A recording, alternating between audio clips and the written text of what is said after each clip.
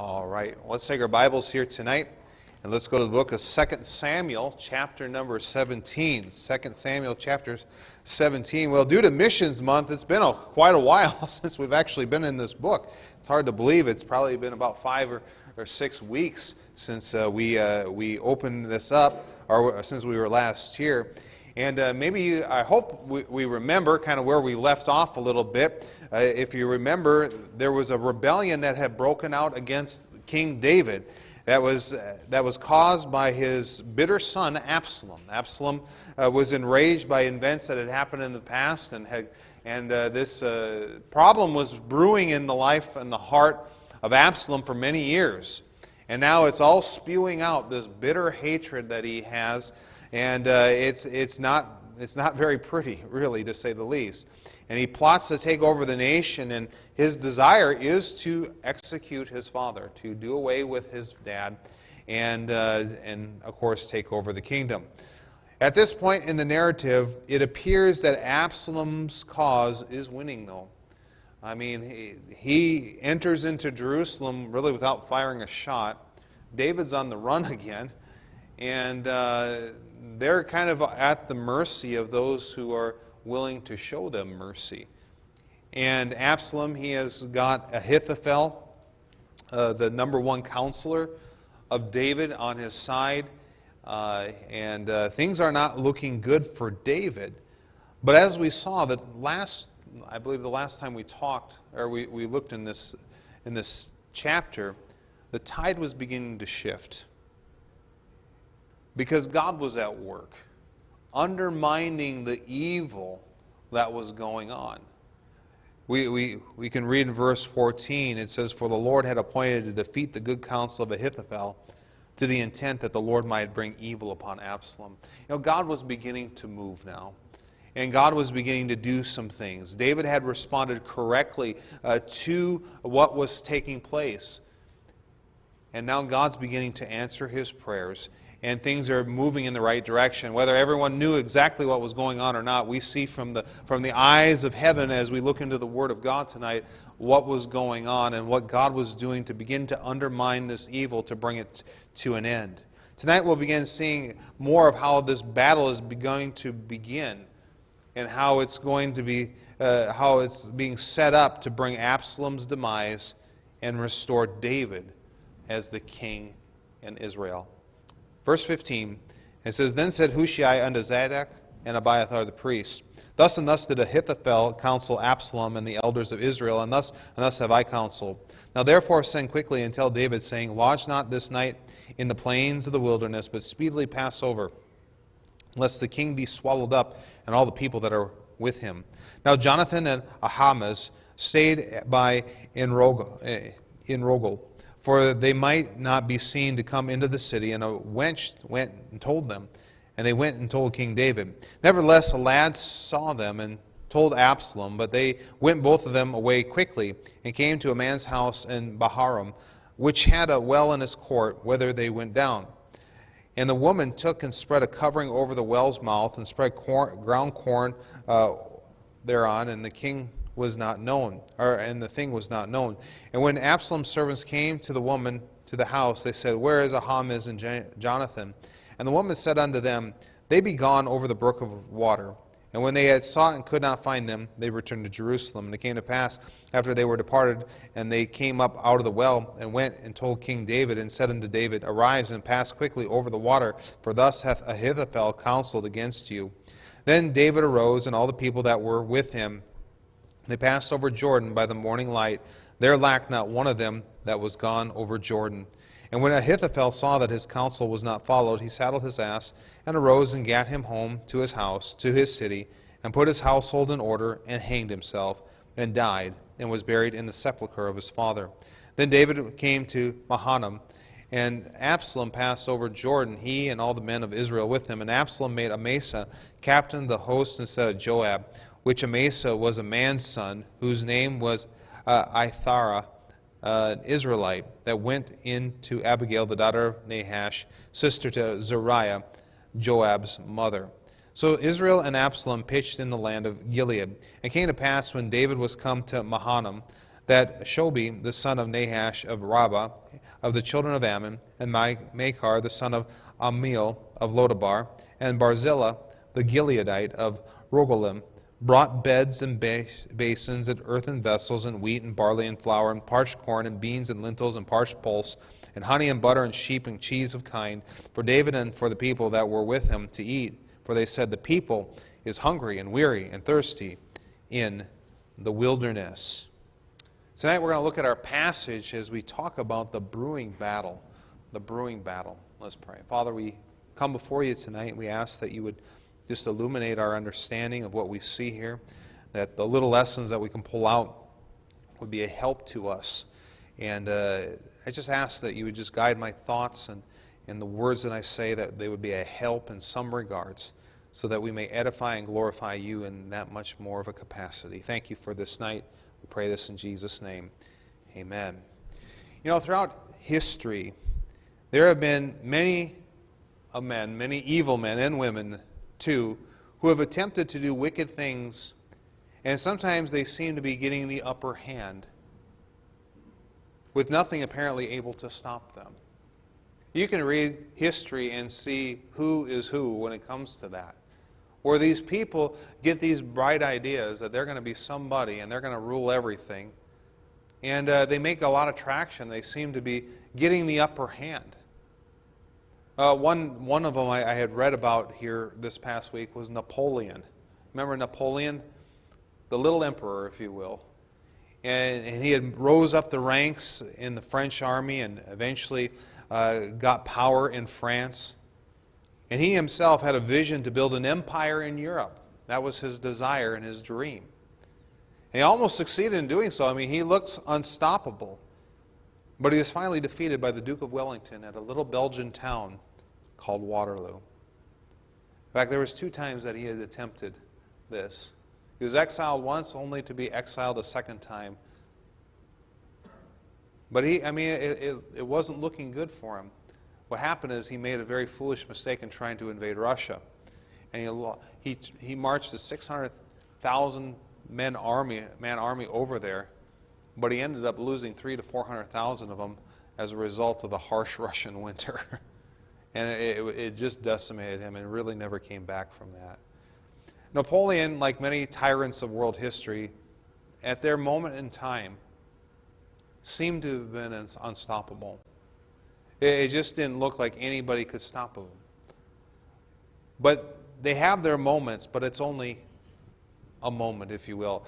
David, I like this Psalm 37 because it's a lot of reflection that David could look back on his life. He writes it when he was older in his life, and there's lots of wonderful truths within this psalm. But this is one of them that comes out, and I'm sure he can speak from experience, at least some of the things that we've seen. He mentions in Psalm 37, 35, and 36, I have seen the wicked in great power, and spreading himself like a green bay tree. Yet he passed away, and lo, he was not. Yea, I sought him, but he could not be found. In other words, there have been many in history who have tried to elevate themselves and try to take over, a country, the world, basically. They get all these big dreams. And David said, I've seen them get up into great power. And it looks like they're growing, but yet they pass away. They no longer exist. What happens? I'll tell you what happens. God steps into their situations. God steps in, and he pulls the rug right out from underneath them. That's happened to Adolf Hitler. I mean, Hitler was marching. I mean, it didn't look good.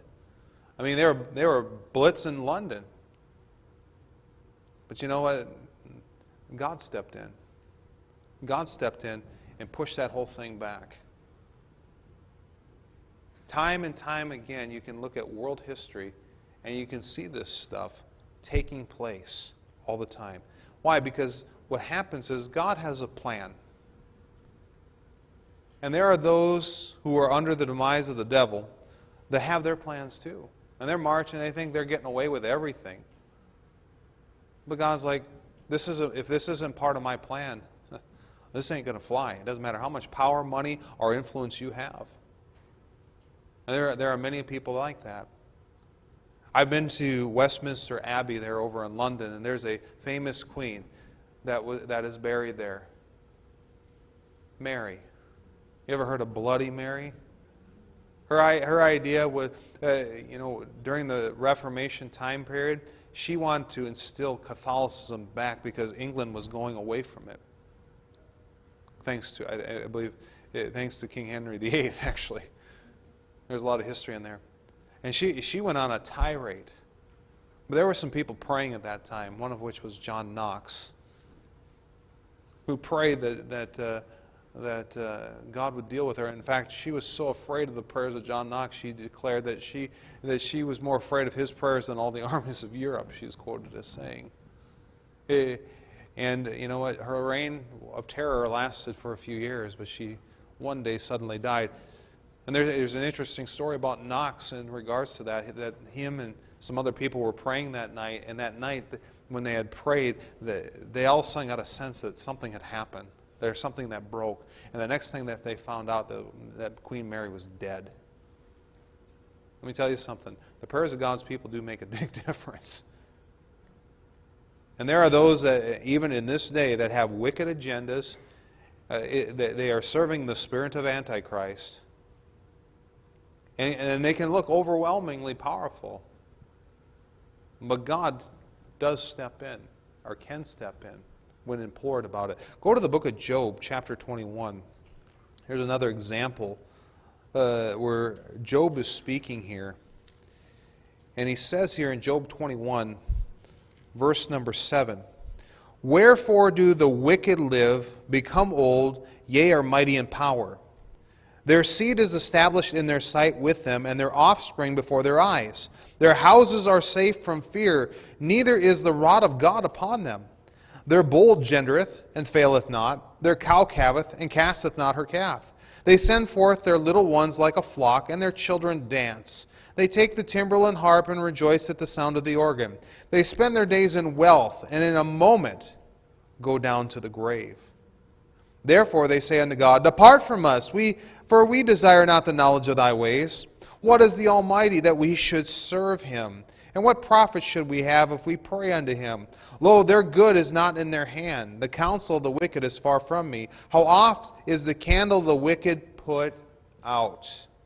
And how oft cometh their destruction upon them? God distributeth sorrows in his anger."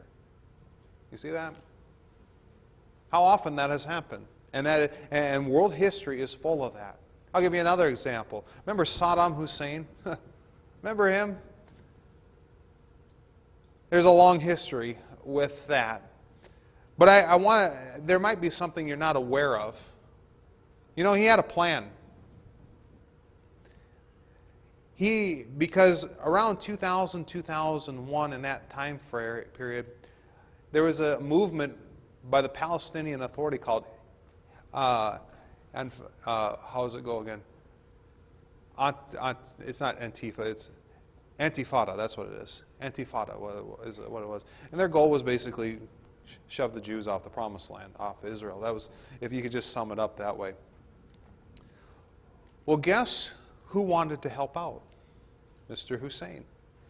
In February of 2001, he called for a volunteer force that was known as the Jerusalem Army. Its intention was to invade Israel and liberate Jerusalem. It is believed that 7 million people had volunteered to be part of it. There's suggestion that might be a little inflated, but still there was a lot of people that had interest in joining it. Hussein himself had petitioned the 4 nations bordering Israel for territories within their respective countries to launch his attack against Israel. This was February of 2001 when this began. How did it get upended? March of 2003, when the U.S. invaded Iraq. Now, I'm not saying that's the reason the U.S. did that or had any part of their plan, but that was part of God's plan. See, there's a lot more that goes on than what you see in the news. Most of the news is propaganda, it seems like these days anyways. But I'm telling you this, there's a lot that goes on behind these circumstances that you may not even be aware of. Because you know what? That is not part of God's plan. And that's just one of several attempts that have taken place over the years to upend the Jewish presence in the Middle East. You look at all the major wars Israel has ever fought, whether it's their War of Independence, the Six-Day War, the Yom Kippur War, and all the other skirmishes in between. You know what's happened in every one of them? They were overpowered, surprised, and they were kind of on their own. But for some reason, somehow, they win and gain more territory each time. Isn't it interesting how God works even when the odds are stacked against a people? But it's the fulfillment of prophecy. Amos 9, verses 14 through 15. I will bring again the captivity of my people Israel, and they shall build the waste cities, which they did. I've been there 3 times, and I've seen some of these cities myself. Tel Aviv was a sand dune before the Jews got there, and when they started building the city, they just cast lots. Okay, you get this sand dune here, you get that sand dune here. You know, basically all it is. Today it is a thriving metropolis in the Middle East of well over, I think, 1.5 million people, something like that. But they built the waste cities and inhabit them, and they shall plant vineyards and drink the wine thereof. They have a saying about, maybe you've heard, if you've ever heard any of their leaders talk about the green line, maybe you've heard that term used before. You know what the green line is? And this is what they told us over there. This is Jewish people talking to us. They said, you know us Jews, we're always so meticulous and all that, and a Jewish farmer will plant up to the very last square inch of property that they own. And that green line is where our property line is. That's how close they would plant their. So basically, right up next to the border, they would be planting their crops and so forth. Well, they're building, they're planting. They came up with irrigation systems called drip irrigation that allows for them to be able to water things in a very arid place. That's why Tel Aviv is as green as it is in some of the places. In fact, it's technology that's used in other places of the world. Plant vineyards, drink the wine thereof. They shall also make gardens and eat the fruit of them. And I will plant them upon their land. Notice this. And they shall no more be pulled up out of their land, which I have given them. But saith the Lord thy God. So anybody who's trying to attempt to do that, I mean, you want to talk about a losing cause. That's a losing cause. Because you're fighting against the Creator God. In fact, Netanyahu, back in October 1st of 2013, in his speech to the UN Assembly, quoted this out of the book of Amos before him. So we're not going anywhere. And they're not. Even they can't leave. Because it's all part, it is a key function of Bible prophecy. The Jewish people have to be in the land of Israel for prophecy to be fulfilled. That's one of the reasons why the push is to get them out. Because if the devil can push them off the property, the prophecies of the Word of God cannot be fulfilled. And he's done quite a job trying to, but they have failed every last time. Powerful things. Because guess what? God has a plan. And He allows things to occur, but He also stops things from occurring. He stops things from occurring that would deviate from that plan in some regards. And there's things sometimes He stops. Daniel 4:35 says, and all the inhabitants of the earth are reputed as nothing, and He doeth according to His will in the army of heaven and among the inhabitants of the earth, and none can stay His hand or say unto Him, what doest thou? In other words, nobody's going to stop God. Nobody's going to override Him. What God determines, that settles it. And He does it. And there are things that get conjured up, things that occur that aren't part of God's plan, or God allows for a certain time to accomplish a certain part of His plan. Just like the coming Antichrist. You say, that's going to be a horrible time on planet Earth. Yes, it is. But you know what? It's only for a season. He only allows it for a time to accomplish certain purposes. But the whole point I want to get at, it doesn't matter how much money, power, prestige, and advantage evil people have God is the governor of the nations and does according to his divine workings, and throughout history has overthrown the worst of despots, many times catching them in the very snares that they have laid for others. If you go to Psalms chapter number 7, Psalm chapter number 7, it mentions this, I think, very well. Psalm 7. And verse number 11, the Bible says, God judgeth the righteous, and God is angry with the wicked every day. If he turn not, speaking of the wicked, he will whet his sword, God. He hath bent his bow and made it ready. He hath also prepared for him the instruments of death. He ordaineth his arrows against the persecutors. Behold, he travaileth with iniquity, and hath conceived mischief, and brought forth falsehood. He made a pit, and digged it, and is fallen into the ditch which he made. His mischief shall return upon his own head, and his violent dealing shall come down upon his own pay. I will praise the Lord according to his righteousness, and will sing praise to the name of the Lord Most High. You know, the situation with Absalom here tonight is no different that we see. Yes, it seems like he's winning. But God, in direct answer to David's prayer, upends the counsel that would have actually finished David off. The Bible calls the counsel of Ahithophel good counsel. You notice that in verse 14. It was good counsel. But it got upended. It got upended. As a result of that, it allowed David enough time to regroup, prepare for what he could, or prepare what would become, I guess, Absalom's demise. Because God was the governor in this situation. Well, tonight we're going to look closer at our passage as the pieces are being set for this brewing battle. And I'm going to have to hurry here tonight. First off, let's talk about the hidden informants. Remember, David had kept the priests Zadok and Abiathar back in Jerusalem to be his eyes and his ears along with their two sons. Well, Hushai comes to the two priests after upending Ahithophel's counsel, and he tells them what exactly he had told them. Counseled, and what Ahithophel had counseled, and he said, you got to go out there and tell David. Well, of course, Jonathan and Ahimaaz are the people that are designated to tell David. They're the runners, if you will, and they're dispatched to go tell David this intelligence and to direct the army. But they almost get caught, don't they? They almost get caught. There was evidently a lad, it says, that saw them.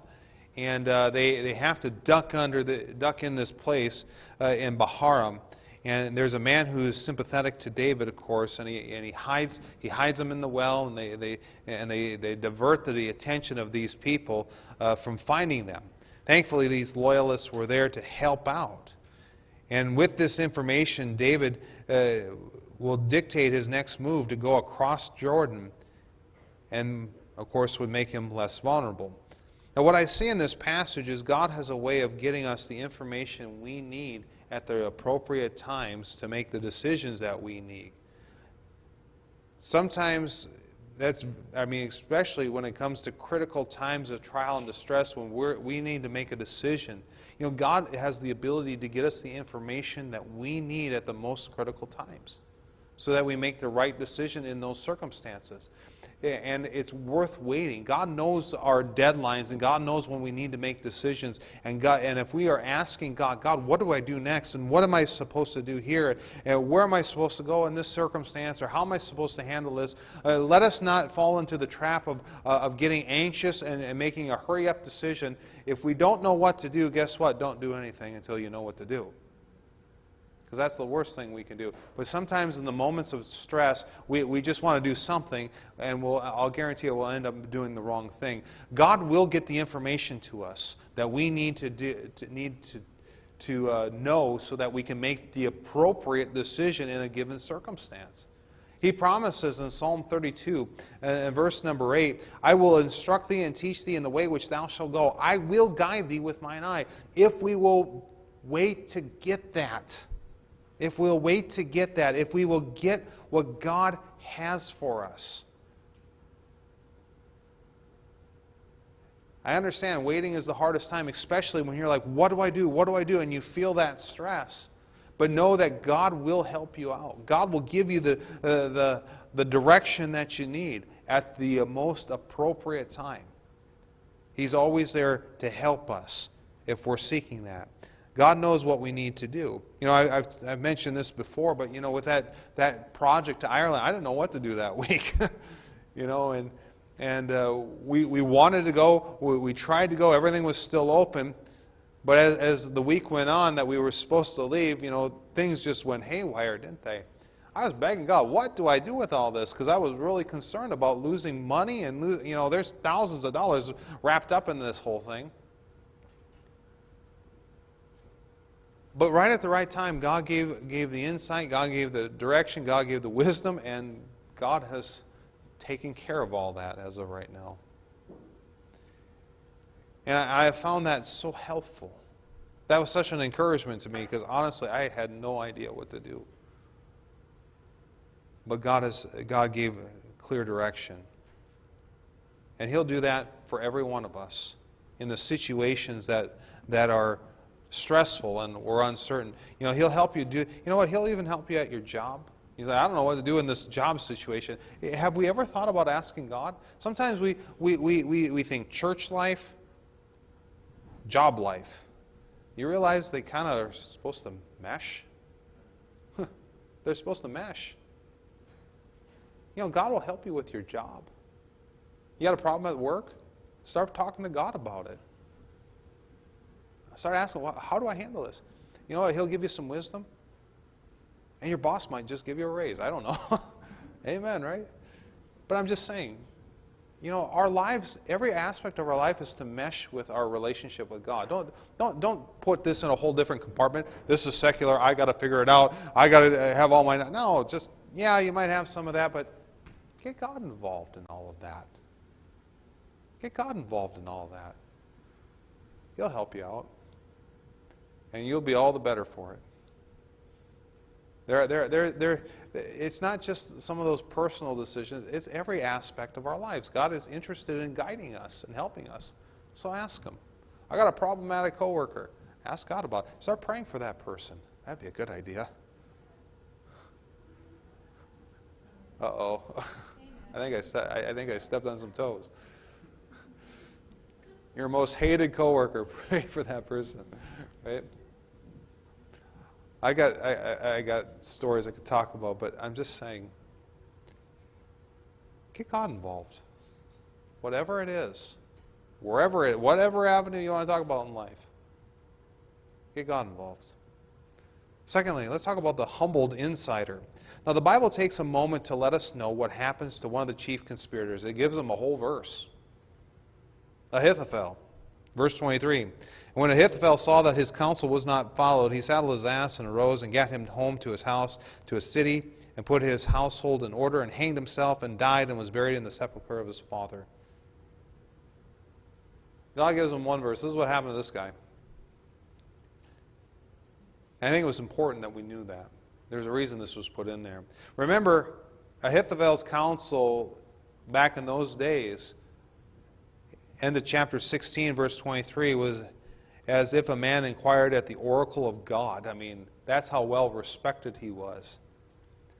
But this had to be pretty deflating to this counselor when this punk new ruler rejects his counsel. I mean, you talk about a slap in the face.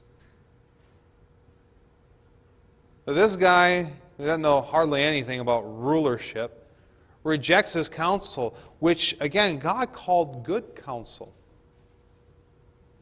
And that was a humbling thing to Mr. Ahithophel, evidently. So much so that he went home, settled his affairs, and committed suicide. And this action is very telling. There's some things that you could contemplate about how he was interpreting things or how he was seeing things. It may be, one thought is that he may have realized his folly in helping Absalom at that moment in time. Like, this was probably not as good of an idea as it sounded. Because this guy doesn't understand his own father. See, if anybody knew David, Ahithophel did. Ahithophel was right there. He was one of those guys that saw the king's face all the time, no doubt. And he knew David. He knew how he was. He knew how he was in a weakened state. This guy was a veteran. I mean, he had years of experience behind him, not to mention just the wisdom of God behind him. And he knew not getting David while he was weak was only going to give him a chance to re-strengthen, which happened. And quite possible that Ahithophel saw that the rebellion was going to end before it even started. And having counseled Absalom as he did, Ahithophel probably may have just saw the writing on the wall for him. That when this is all over and David gets back, I'm in some deep trouble. And I'm sure he didn't want to do that. There's also another thought, too, of the fact that he was shamed. You know, for some cultures, death is more desired than shame like this. And Ahithophel, was rejected again by that punk new ruler who knew nothing. Ahithophel may have even thought that he'd be the de facto leader. Basically, he would be calling the shots, though he wasn't necessarily the guy in charge. Guiding Absalom's every move, especially since he was so inexperienced. But guess what? It was pretty evident that wasn't going to happen as readily as it was, as he thought. Regardless of what exactly was the motivator here, Ahithophel is humble to the point where he just wanted to die, and he took his own life. He took his own life. He got pretty haughty in this rebellion, and it came all crashing down on him. Isaiah 10, verse 33, Behold, the Lord of hosts, shall lop the bow with terror, and the high ones of stature shall be hewn down, and the haughty shall be humbled. And that's exactly what happens here. This haughty guy who counseled wrong, counseled Absalom to set up that big tent and go into his father's concubines, doing all these things, and he wanted to kill David as much. In fact, he volunteered to go and be the one that's part of this and to lead it. But he got upended, didn't he? And in this case, just like Saul, how the mighty have fallen. Nobody who does wrong will go unpunished like this. And in Ahithophel's case, instead of humbling himself, he kills himself. What a bitter end to a man who was once so highly esteemed. Again, it reminds us that you and I can't ever get ourselves thinking we're high and mighty, because as soon as we get that way, we are cruising for a fall. And that's what happens to Ahithophel. What a sad situation here. I mean, it is so unfortunate. But there are some people that make those decisions. That at one time were doing right and helpful, turn around and go in an opposite direction, and it is to their own demise. May we learn the lesson not to be like Ahithophel, but choose to do right regardless. Thirdly, we see what I call the hunting insurgents.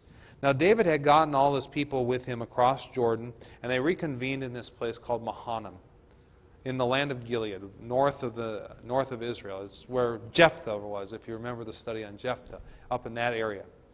However, Absalom had assembled a force to pursue after him. In verse 24, we see them collecting together. He and his men of Israel that are with him have passed over Jordan, and they're kind of hot on the heels of David. Having taken over the country and the army, Absalom needed a general, and he appoints actually a cousin. His name is Amasa, verses 25 and 26. We see that Abigail, the daughter of Nahash, that Nahash is believed just to be another name for Jesse. Because Zeruiah here is mentioned to be the sister to Abigail, and Zeruiah was a daughter of Jesse, basically David's sisters. You have here, and you have Amasa that was a cousin here that gets appointed as the leadership. Now we must remember, or we see here, that Absalom was going for the kill. He was going for the kill. And one thing we always see with bitter people is that they are never pleased until they see the utter destruction of the person or the thing that they are bitter at. They want to destroy. And they will go on a rampage until that happens. Or they're beaten. Absalom had driven David from the throne, but that was not sufficient. David had to die, and Absalom was going to see to it.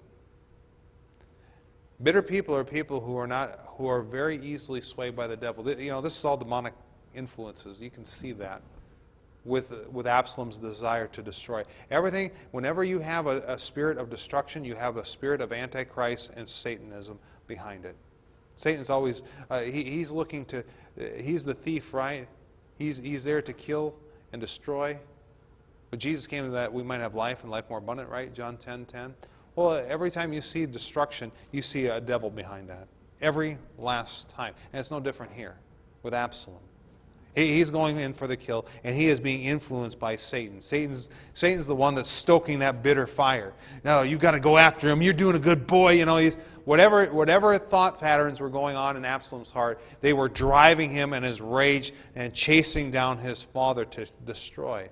Because the devil's always seeking to destroy and cause chaos as much as he possibly can. James 3, verses 14 through 16. But if ye have bitter envying and strife in your hearts, glory not and lie not against the truth. This wisdom descendeth not from above, but is earthly, sensual, devilish.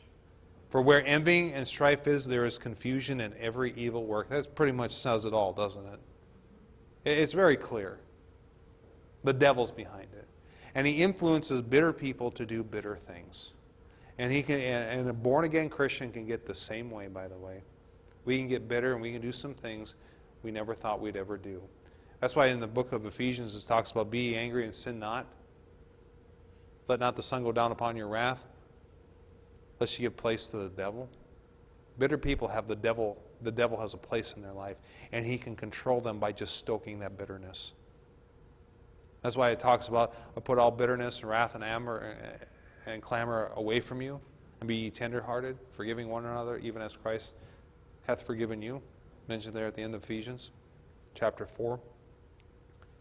See, bitter people always have clouded judgment and will end up doing things they never thought and experience loss that they never expected. That's where it ends up. They experience loss they never expected. Because bitterness and wrath are not the pathway to peace. The Bible says that the wrath of man worketh not the righteousness of God. Never does. Ever gotten mad? Yelled at somebody? Maybe somebody within your own family? Did you get a victory? I haven't yet.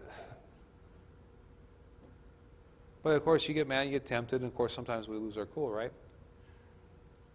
I've yet to win a victory there. I usually have to end up humbling myself. Ever had that? Yeah. Why? Because God doesn't honor it. He never has. No matter how much we think that if we just give a piece of my mind to my spouse or my kids or somebody at work or the neighbor or whatever, I mean, we can get our minds, yeah, if I just do that, they're going to see the error of their ways. I have yet to have that happen to me. I don't know about you. I have failed miserably many, many times trying to do that. I'm just going to give them a piece of my mind. What ends up happening is you lose your mind. Bitterness and wrath are never the pathway to peace. Only forgiveness and reconciliation can bring peace. I think Brother Davis gave a great message last Sunday morning on that. Oh, that would heal so much. But Absalom is convinced in his heart now that he doesn't think he can lose. And it's looking good for him. He's up in the polls. Everything's going right, you know. But there was a tough lesson coming his way. He's going to lose more than he ever thought he'd ever lose. Because you know what? There's a God that was helping David. As we see fourthly and finally, the helpful individuals. See, Absalom doesn't have a clue that under the radar, undetected by himself, God was intervening on the behalf of his father. And you see that in verses 27 through 29, when you have these three men that come to the aid of David and his army. They recognized the hunger and the weariness and the thirstiness of these men in the wilderness. And guess what? God makes sure that they get supplied. You know, nobody's stoking the supply line of Absalom, are they?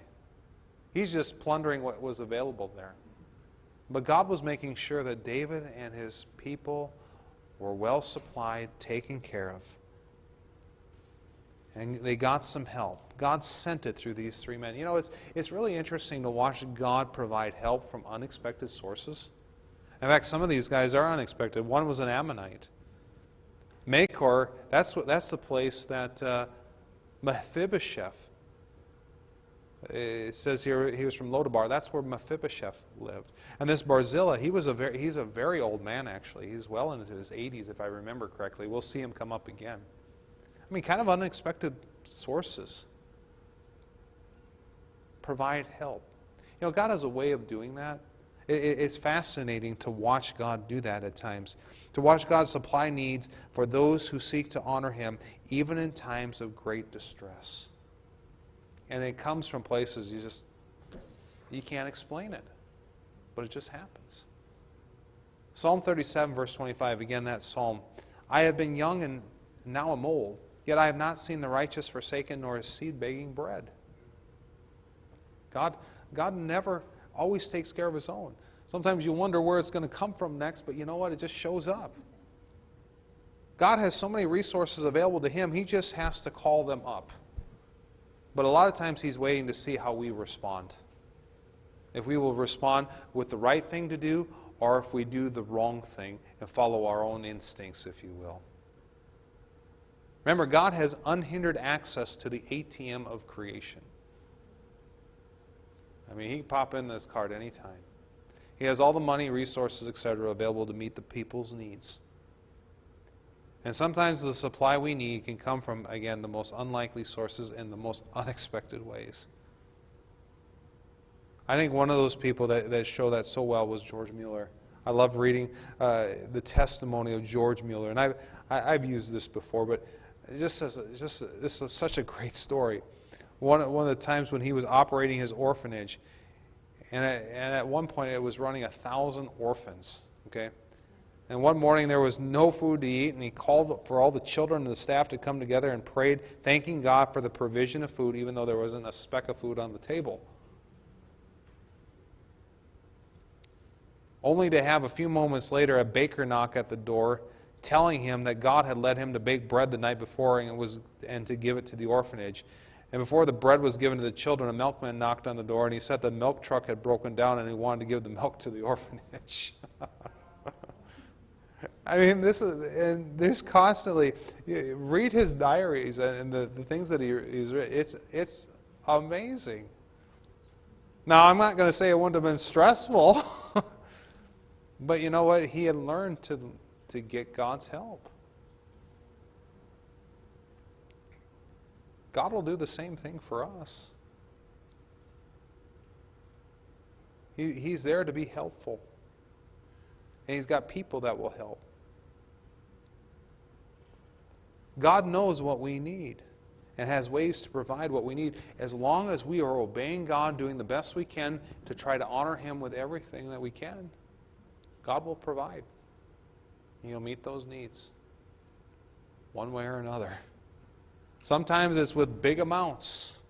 Sometimes it is piecemeal, little by little. But however He chooses to do it, He does it. I can testify that running this church, my own personal life, God has always been faithful. And He'll be faithful too as long as you and I are doing what we're supposed to be doing the best we can with what we've got. God will take care of the rest. And He did that for David. David had his back against the wall, but he was doing right. Absalom thought he had the advantage. Boy, he's going to find out that he doesn't. Because whoever God's with always comes out the victor. We'll see more of that as we continue our thought with the brewing battle. Let's stand to our feet tonight, with every head bowed and every eye closed. We'll have a few moments here tonight of invitation.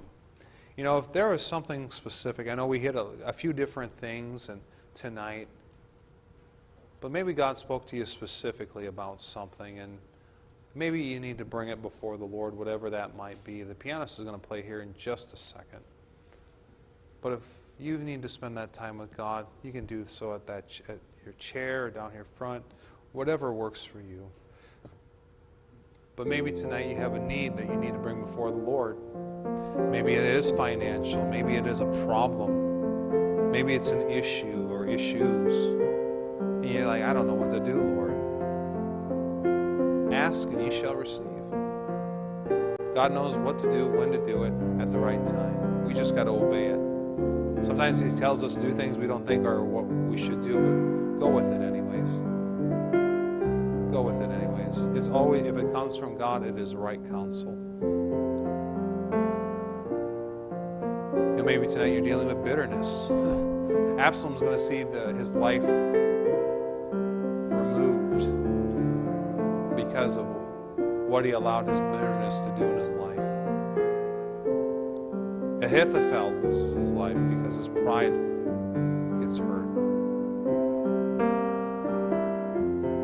You know, sin is like those things. May not seem that big of a deal, but they really are, because they control the decisions of our heart. They're heart problems that need to be dealt with. And maybe tonight there's some heart problem. Maybe tonight you just need a little help from God. Whatever the case might be. Let God meet your need tonight.